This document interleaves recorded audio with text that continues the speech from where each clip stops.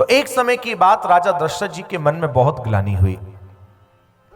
ग्लानि होने का कारण, राजा दशरथ जी का अक्सर मिलना जुलना इंद्र के साथ हुआ करता था। एक समय की बात, राजा दशरथ जी को याद आया कि मैं अपना मुकुट इंद्र के यहां छोड़ करके आया हूं। वापस पुनः अपने मुकुट को लेने के लिए गए तो क्या देखा, वहां बहुत जोर शोर से सफाई अभियान चल रहा था। पूछा, क्या यहां कोई उत्सव होने वाला है? तब वहां के सफाई कर्मियों ने कहा, नहीं नहीं महाराज, यहां कोई उत्सव नहीं होने वाला। जब जब आप यहां आते हैं, आपके जाने के बाद यहां ऐसे ही सफाई की जाती है। तो राजा दशरथ जी को आश्चर्य हुआ। पूछा, मेरे जाने के बाद सफाई क्यों? तो वहां के सेवकों ने कहा, महाराज यदि बुरा ना लगे तो सच बोल दें। दशरथ जी ने कहा, कहिए, सच बोलिए। तो वहां के सेवकों ने कहा, महाराज क्योंकि आपके यहां संतान नहीं है और संतान ना होने के कारण इंद्र नहीं चाहते कि आप उनके यहां आए, लेकिन आप आते हैं, आपके मित्र हैं, बातचीत करते हैं, लेकिन जैसे ही आप जाते हो तो हमें सफाई करने का आदेश मिलता है। इतना सुनते ही आज महाराज राजा दशरथ जी के मन में ग्लानि हो गई और ग्लानि जैसे ही हुई, गुरुदेव के पास पहुंचे और गुरुदेव के निकट जाकर के कहा, गुरुदेव अब हमसे और देखा नहीं जाता, क्या हमारे इस देह को मुखाग्नि देने वाला कोई पुत्र नहीं होगा? परमाचार्य शुकदेव महामुनि ने श्री कृष्ण चरित्र से पूर्व राम के चरित्र को गाया। राम के चरित्र को गाने का भाव शुकदेव बाबा का केवल इतना ही है कि जब तक जीवन में राम की मर्यादा नहीं होगी, तब तक हम कृष्ण चरित्र श्रवण करने के अधिकारी पात्र नहीं बन सकते हैं। राम की कृष्ण चरित्र जानने के लिए श्री राम चरित्र का होना जीवन में नितांत आवश्यक है। इसीलिए शुकदेव महामुनि ने अति ही संक्षिप्त रूप से प्रभु श्री राम के चरित्र के लिए गाया है।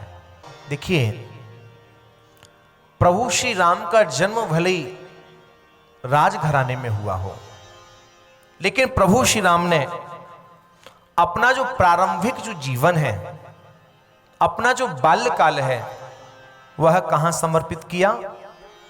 अपने राष्ट्र की प्रकृति के लिए। विश्वामित्र जी यज्ञ के रक्षार्थ राजा दशरथ जी से राम और लखन लाल जी महाराज को यज्ञ रक्षा के हेतु लेकर के गए।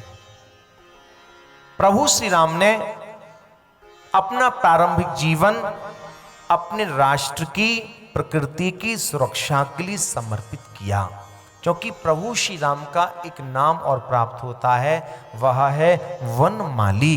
प्रभु श्री राम वन के माली हैं, वन के रक्षक हैं। इसलिए प्रभु श्री राम राजघराने में पैदा होने के बाद भी अपना जो जीवन है वह अपने राष्ट्र की, अपनी प्रकृति के लिए समर्पित कर रहे हैं। प्रारंभिक जीवन ही नहीं, वनमाली है ना, केवल प्रारंभिक जीवन ही नहीं, बाल्यकाल तो प्रकृति को समर्पित किया सो किया।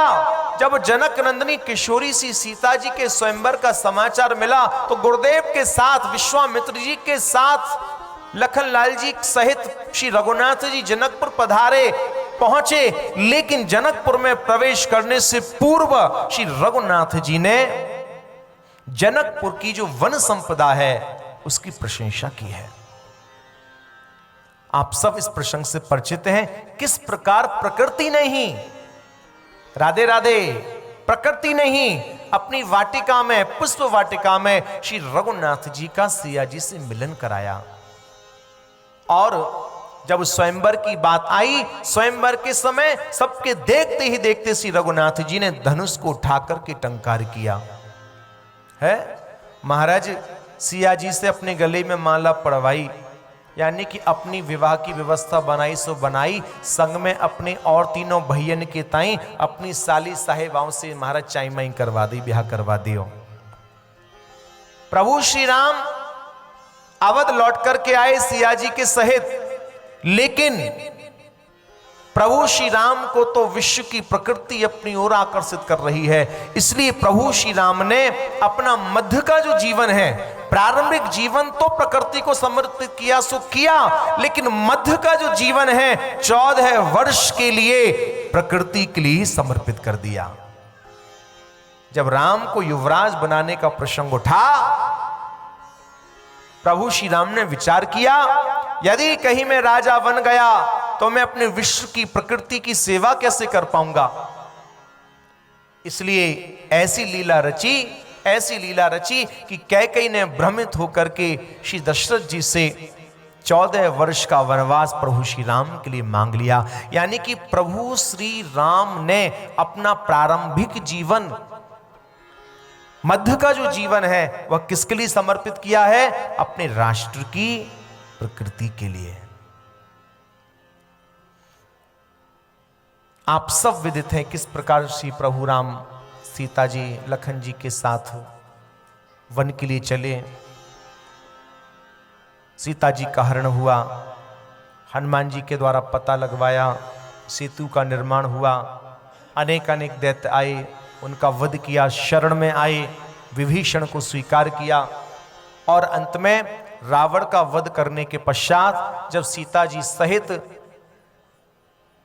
श्री प्रभु राम अवध में जब पधारे, देखा सीता जी गर्भवती हो गई थी। विचार किया कि इस अवस्था में सीता जी यदि प्रकृति के मध्य में रहें तो हमारे जो आने वाले शिशु हैं उनके ऊपर प्रकृति सेवा के संस्कार प्रकट हो जाएंगे। ऐसा जानकर के प्रभु श्री राम ने सीता जी को लखनलाल जी के सहित, कुछ घटनाक्रम ऐसा हुआ क्योंकि किसी धोबी ने कहा था मैं वो राम ने ही लंका में रखी हुई सीता के लिए रख लूं, तो इसलिए प्रभु मौका भी देखना चाह रहे थे। गर्भवती सीता को वाल्मीकि मुनि के आश्रम में ही पहुंचा दिया। सीता जी प्रकृति के मध्य रही हैं, वहां लव कुश 2 पुत्रों के लिए जन्म दिया जो कि प्रकृति के पुजारी बने हैं। कहने का अभिप्राय आप लोगों के समक्ष यही है, प्रभु श्री राम ने अपना जीवन अपने राष्ट्र की प्रकृति के लिए समर्पित किया है। इसलिए राम को प्रसन्न करना चाहते हो तो अपने राष्ट्र की प्रकृति के पुजारी बन जाओ। राधे राधे। अपने राष्ट्र की प्रकृति के सेवक बन जाओ। भले ही खूब रामायण का पाठ करो, अखंड रामायण का पाठ करो, राम कथा सुनो, और दूसरी ओर हम पेड़ों को काटते जाएं तो साफ एक या लाखों पाठ सुन लेना, लाखों कथाएं सुन लेना, उसका कोई प्रभाव नहीं होने वाला। राम को प्रसन्न करना चाहते हो तो राम की प्रसन्नता का एक ही कारण है, राम की प्रसन्नता के लिए अपने राष्ट्र की प्रकृति की सेवा करना। और कैसे पौधे रोपण करना चाहिए? हम लोग क्या करते हैं, पौधा कौन सा लगाते हैं जो जल्दी जल्दी बड़ा हो जाए। उन पौधों का रोपण करें जो अलोप हो रहे हैं। आप यदि रामायण का पाठ, वैसे तो रामायण का पाठ सभी करते हैं, इसलिए उसमें चिन्हित करो, गौर करो कि रामायण में कौन कौन से वृक्षों के बारे में उल्लेख किया गया है, और फिर पता करो कि हमारे नगर में वृक्ष है कि नहीं है तो उसका रोपण करो। राम को पाना चाहते हो तो राम की प्रकृति के हो जाओ, राम आपका स्वतः ही हो जाएगा। और याद रखना, एक ना एक दिन हमें लकड़ी की चिता पर जलना है, इसलिए जीवन में एक पौधा ऐसा ही लगा लेना कि जिसकी लकड़ी हमारी चिता की ही काम आ जाए। रामचरितमानस का जो मूल भाव है वह प्रकृति की सेवा ही है।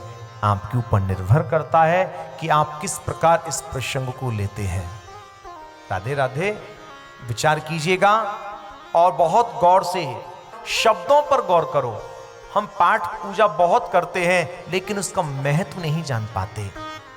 पाठ पूजा के महत्व को समझने की भी आवश्यकता है। प्रभु श्री राम ने जीवन प्रकृति को समर्पित किया। पुनः कह रहा हूं, राम की प्रसन्नता के लिए वन के माली बन जाओ, प्रकृति की पुजारी बन जाओ।